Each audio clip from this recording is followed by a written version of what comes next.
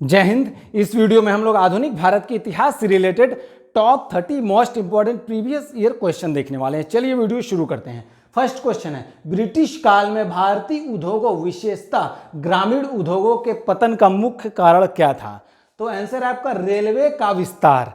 देखिए, रेलवे का विस्तार होने से क्या हुआ, ब्रिटिशर्स जो थे अपनी मैन्युफैक्चरिंग की गई वस्तुओं का, अपने माल का जो है कि सप्लाई आसानी से कर लिए, सारे जगह पूरे भारतीय बाजार को पाट दिया, ग्रामीण से लेकर शहरी जगहों को जो है कि अपने माल से पाट दिया था। ठीक है, एक तो क्या करते थे, वो कच्चा माल यहाँ से ले जाते थे सस्ते दामों पर, अपने यहाँ मैन्युफैक्चरिंग करते थे और वो अत्याधुनिक मशीन्स का यूज़ करते थे, उनके पास अवेलेबल थी, तो उससे जो है कि कम समय में ज़्यादा से ज़्यादा जो है कि मैन्युफैक्चरिंग करते थे और जो सप्लाई करते थे यहाँ पूरे भारतीय बाजार को पाट दिया था अपने सामान से ही। ठीक है, एक तो उनका सामान सस्ता पड़ता था क्योंकि अपने सामान पर उन्होंने टैक्स कम लगा रखा था, और हमारा सामान जो था हाथ से बना रहता था तो उसमें वक्त भी ज़्यादा लगता था। ठीक है, और टैक्स भी हमारे वस्तु पर उन्होंने ज़्यादा लगा रखा था, जिस कारण हमारी वस्तुएं जो है कि महंगी हो जाती थी, महंगी बेचना पड़ता था और उन लोगों की वस्तुएं सस्ती रहती थी। तो इस कारण सस्ती वस्तु तो डिमांड उन लोगों का ज़्यादा रहता था, उन लोगों की वस्तु था, हमारी वस्तुओं का डिमांड जो है कि धीरे धीरे कम होता चला गया। ठीक है, तो और भी वजह है, जैसे कि राजा रजवाड़ा धीरे धीरे कम होते चले गए। यहाँ पे राजा रजवाड़ा क्या था कि हाथ से बनी वस्तुओं को पसंद करते थे वो, तो धीरे धीरे वो कम होते गए, तो डिमांड इसकी भी कम होती चली गई यहाँ पे, तो यहाँ से भी एक तरह से नुकसान हुआ यहाँ पे। ठीक है, तो ये सारी चीजें हुई। नेक्स्ट क्वेश्चन देखते हैं, नील उद्योग को किससे भारी नुकसान पहुंचा था? तो आंसर है आपका कृत्रिम रंग की खोज से। नील उद्योग को किससे भारी नुकसान पहुंचा था? तो कृत्रिम रंग की खोज से। ठीक है, जाहिर सी बात है, आर्टिफिशियल कलर की खोज होगी तो आपका नील उद्योग को नुकसान पहुंचेगा ही। नेक्स्ट क्वेश्चन है, भारतीयों का किन उद्योगों में प्रारंभ से ही अधिक हिस्सेदारी थी?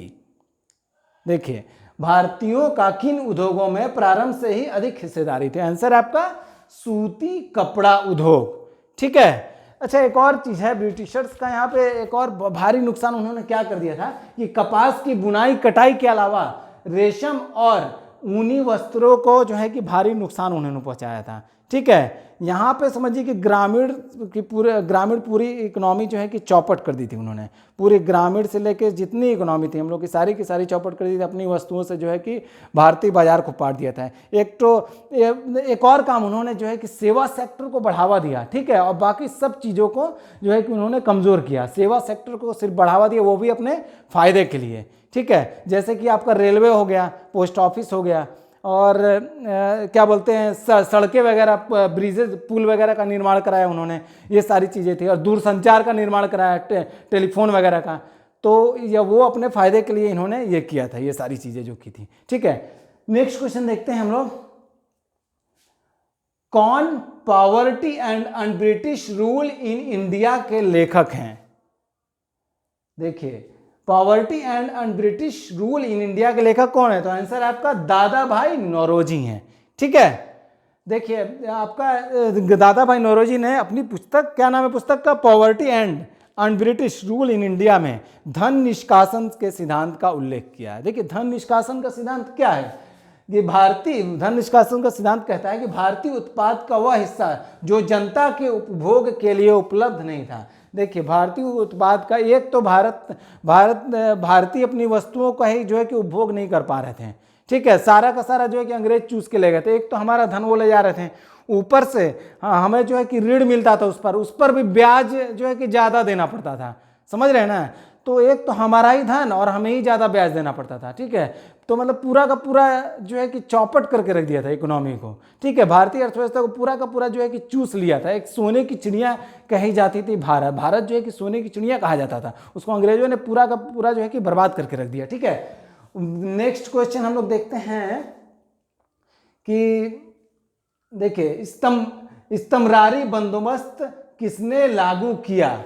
तो आंसर आपका इस्तमरारी बंदोबस्त किसने लागू किया? तो आंसर आपका लॉर्ड कॉर्नवालिस ने लागू किया था। ठीक है, किसने लागू किया? लॉर्ड कॉर्नवालिस ने। क्या? इस्तमरारी बंदोबस्त। ठीक है, ये क्वेश्चन आपका यूपी पीसीएस प्री में आ चुका है। देखिए, इस्तमरारी बंदोबस्त क्या था? इस्तमरारी बंदोबस्त जो है कि जमींदारों को निश्चित अवधि के लिए निश्चित लगान के बदले उन्हें भूमि दी जाती थी। जमींदारों को जो है कि भूमि का, जमीन का मालिक बना दिया जाता था एक निश्चित अवधि के लिए, ठीक है, और उन्हें जो है कि भूमि दी जाती थी लगभग एक निश्चित समय के लिए, मतलब 10 वर्ष का समय था करीब, ठीक है, उसके लिए भूमि दी जाती थी और जो है कि उनसे जो है कि लगान लिया जाता था उस भूमि का, ठीक है, निश्चित अवधि के लिए था, पीरियड टाइम, ठीक है। तो नेक्स्ट क्वेश्चन देखते हैं, ब्रिटिश काल में सामान्यतः भारत का व्यापार संतुलन कैसा था?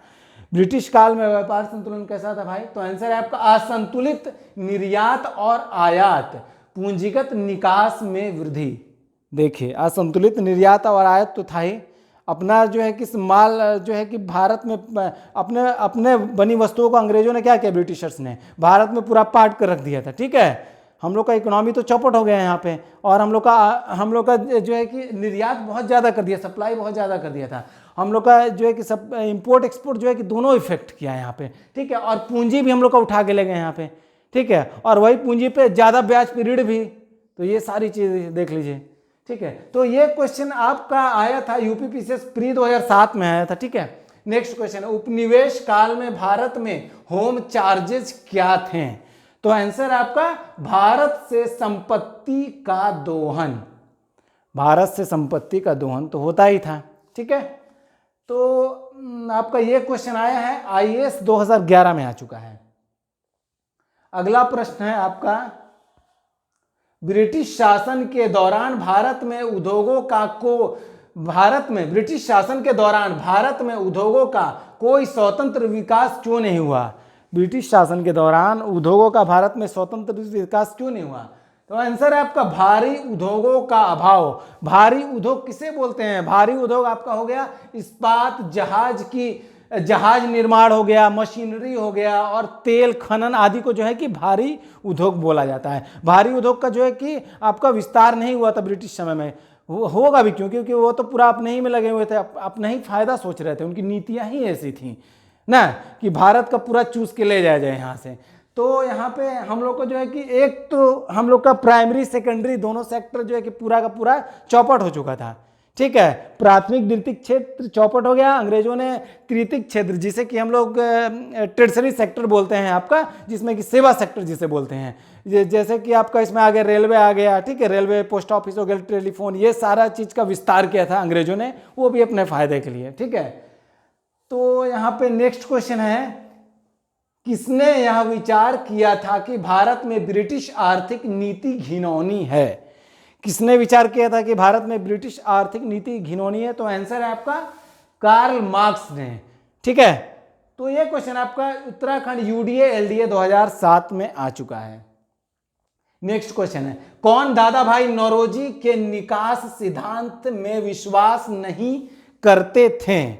ठीक है, कौन थे जो दादा भाई नौरोजी के निकास सिद्धांत में विश्वास नहीं करते थे? तो आंसर आपका सर सैयद अहमद खान, ठीक है। यह क्वेश्चन आपका आईएएस प्री में आ चुका है।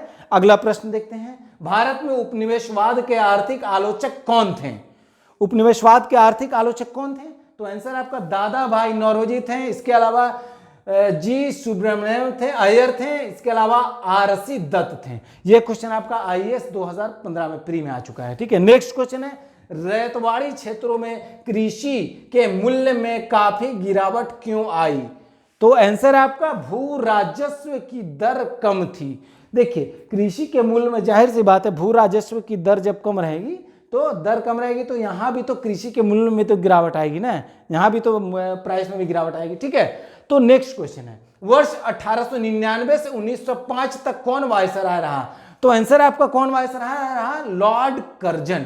देखिए ये 1905 में क्या, बंगाल विभाजन ना, फूट डालो और राज करो की नीति किसकी थी? लॉर्ड कर्जन की थी, ठीक है, जो कि 1905 में बंगाल विभाजन जो किया था लॉर्ड कर्जन ने, ठीक है। ये क्वेश्चन आपका यूपी आरओ 2014 में भी आ चुका है। नेक्स्ट क्वेश्चन है, लॉर्ड हार्डिंग का कार्यकाल कब से कब तक था? तो आंसर आपका वर्ष 1910 से 1916 तक था, ठीक है। ये क्वेश्चन आपका यूपी आरओ में आ चुका है। देखिए वर्ष 1910 से 1916 के बीच में, देखिए महात्मा गांधी वो दक्षिण अफ्रीका से भारत कब आए थे? गांधी जी 1915 में आया था। कब आया था? 1915। क्या डेट क्या था? 9 जनवरी 1915 को गांधी जी, महात्मा गांधी जो हैं कि दक्षिण अफ्रीका से भारत वापस आए थे। ये क्वेश्चन कई बार पूछा जाता है। तो और 9 जनवरी को जो है कि उनके आने के एवज में हर वर्ष हर साल 9 जनवरी को अप्रवासी भारतीय दिवस मनाया जाता है। ठीक है, इस चीज को ध्यान रखिए, बहुत इंपॉर्टेंट प्रश्न है ये, करंट अफेयर्स का भी।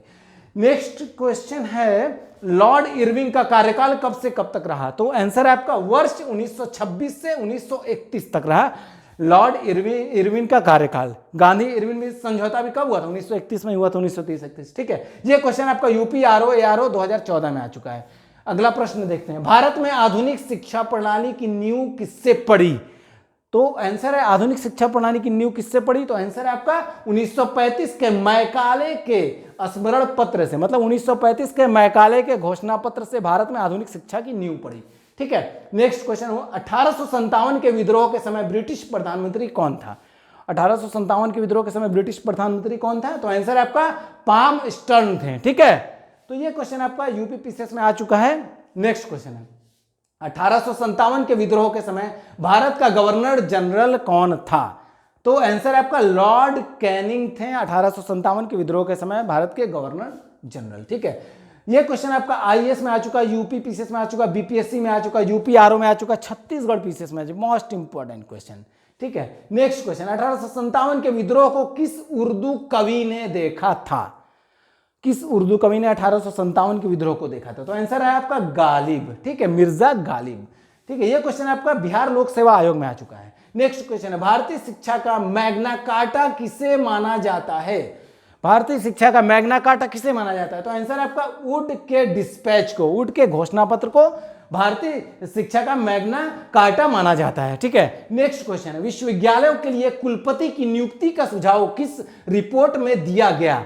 विश्वविद्यालयों के लिए कुलपति की नियुक्ति का सुझाव किस रिपोर्ट में दिया गया? तो आंसर है आपका सैडलर आयोग। ठीक है, तो ये आपका सैडलर आयोग कब? 1917। ठीक है, अब नेक्स्ट क्वेश्चन देखते हैं, भारत सरकार ने 1953 में विश्वविद्यालय अनुदान आयोग यानी कि यूजीसी की स्थापना किसके सुझाव पर किया? देखिए, यूजीसी की स्थापना कब हुई थी? 1953 में हुई थी विश्वविद्यालय अनुदान आयोग की स्थापना, यूजीसी की स्थापना। ध्यान रखिएगा आप लोग। ठीक, किसके सुझाव पर किया? तो आंसर आपका राधा कृष्णन आयोग के सुझाव पर किया। अभी यूजीसी के वर्तमान अध्यक्ष कौन है? तो यूजीसी के वर्तमान अध्यक्ष है प्रोफेसर धीरेन्द्र पाल सिंह। ठीक है, प्रोफेसर डीपी सिंह यूजीसी के वर्तमान अध्यक्ष। ये करंट का क्वेश्चन है, ध्यान रखिएगा इस चीज को आप लोग, इंपॉर्टेंट है। नेक्स्ट क्वेश्चन है, डलहौजी ने लोक शिक्षा विभाग की स्थापना कब की थी? डलहौजी ने लोक शिक्षा विभाग की स्थापना कब की थी? 1854 ईस्वी में की थी। आंसर है 1854 ईस्वी। अगला प्रश्न है, लॉर्ड लीटन के समय सिविल सेवा परीक्षा की आयु 21 वर्ष से घटाकर कितनी कर दी गई थी? 21 वर्ष से घटाकर कितनी की गई थी लॉर्ड लीटन के समय में सिविल सेवा परीक्षा की आयु? तो 21 वर्ष से घटाकर आंसर है 19 वर्ष कर दी गई थी। कितना? 19 वर्ष। ठीक है, नेक्स्ट क्वेश्चन है, भारतीय सिविल सेवा का सृजन किस गवर्नर जनरल ने किया था? भारतीय सिविल सेवा का सृजन किस गवर्नर जनरल ने किया था? तो आंसर आपका कॉर्नवालिस ने किया था। अगला प्रश्न है, लॉर्ड रिपन ने प्राथमिक शिक्षा में सुधार के लिए किस समिति का गठन किया? तो आंसर आपका हंटर कमेटी का गठन किया था लॉर्ड रिपन ने प्राथमिक शिक्षा में सुधार के लिए। नेक्स्ट क्वेश्चन है, भारत की शैक्षणिक नीति में फिल्ट्रेशन थ्योरी के प्रतिपादक थे? तो आंसर आपका मैकाले थे। ठीक है, मैकाले क्या थे? भारत की शैक्षणिक नीति में फिल्ट्रेशन थ्योरी के प्रतिपादक थे। कौन? मैकाले। नेक्स्ट क्वेश्चन है, किसके शासनकाल में भारत में अंग्रेजी शिक्षा आरंभ की गई? तो आंसर आपका लॉर्ड विलियम बेंटिंग के शासनकाल में भारत में अंग्रेजी शिक्षा आरंभ की गई। अगला प्रश्न है, चार्ल्स वुड का आदेश पत्र किससे संबंधित था? चार्ल्स वुड का आदेश पत्र किससे संबंधित था? तो आंसर आपका शिक्षा से संबंधित था। ठीक है, लास्ट क्वेश्चन है, भारतीय विश्वविद्यालयों में धार्मिक शिक्षा के प्रबल समर्थक कौन थे? तो आंसर आपका मदन मोहन मालवीय। ठीक है, मदन मोहन मालवीय जो है भारतीय विश्वविद्यालयों में धार्मिक शिक्षा के प्रबल समर्थक थे। दोस्तों, आई होप कि आपको समझ में आ गया होगा। मिलते हैं नेक्स्ट वीडियो में, तब तक के लिए जय हिंद।